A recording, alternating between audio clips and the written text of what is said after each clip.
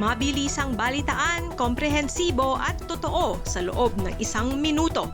Simula na ang Diskurso Tidbits. Pag-asa nagbabala.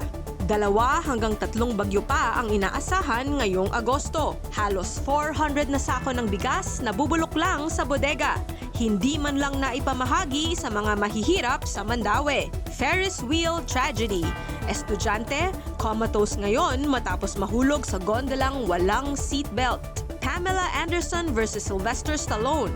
Porsche at condo kapalit ng pagiging #1 girl niya? Totoo kaya? Sarah G at SB19 pasok sa top 5 ng Billboard World Digital Song Sales Chart. At huwag palampasin ang napakaliwanag na pagkikita ng Venus at Jupiter sa kalangitan. Balitang mabilis, komprehensibo at totoo. Yan ang Diskurso Tidbits. Basahin ang tungkol sa lahat ng yan at sa marami pang ibang nakatutuwa at makabuluhang balita sa diskurso.ph.